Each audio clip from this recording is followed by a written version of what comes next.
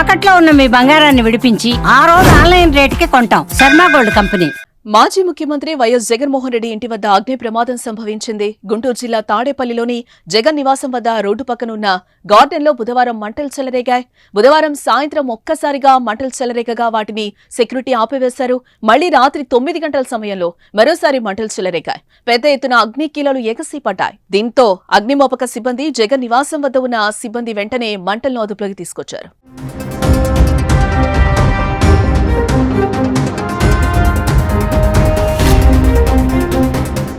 గతంలో జగన్ నివాసం వద్ద రోడ్డుకి ఇరువైపులా మున్సిపల్ కార్పొరేషన్ ఆధ్వర్యంలో మొక్కలు నాటి గార్డెన్ ఏర్పాటు చేశారు. అయితే ఆ మొక్కలు ప్రస్తుతం ఎండిపోయాయి.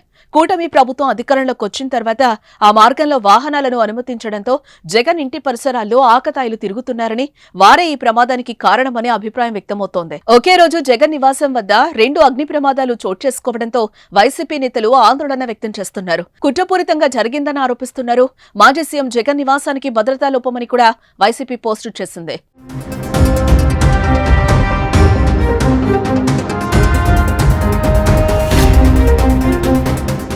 గతంలో కూడా జగన్ నివాసం దగ్గర రచ్చ జరిగింది. గతంలో భారతీయ జనతా పార్టీ యువమోర్చా నాయకులు అలాగే కార్యకర్తలు జగన్ ఇంటిపైకి చొచ్చుకొచ్చారు. తిరుమల శ్రీవారి లడ్డూ ప్రసాదంలో జంతువుల కొవ్వు అవశేషాలకు జగన్ కారణమయ్యాడంటూ అప్పట్లో బీజేవైఎం నాయకులు జగన్ నివాసాన్ని ముట్టడించారు.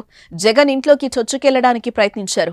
జగన్ నివాసం, వైఎస్ఆర్సీపీ కేంద్ర కార్యాలయంపైకి చొప్పులు విసిరారు. జగన్ దిష్టిబొమ్మను దహనం చేశారు. ఆ తర్వాత కిందటి నెల 23వ తేదీన తెలుగుదేశం పార్టీ జాతీయ ప్రధాన కార్యదర్శి మంత్రి నారా లోకేష్ జన్మదినం సందర్భంగా కొందరు కార్యకర్తలు జగన్ ఇంటి ముందు వేడుకలు జరుపుకొని హంగామా చేశారు. ఈ 2 ఘటనలు కూడా సెక్యూరిటీ వైఫల్యాలుగా వైసీపీ ఆరోపిస్తోంది.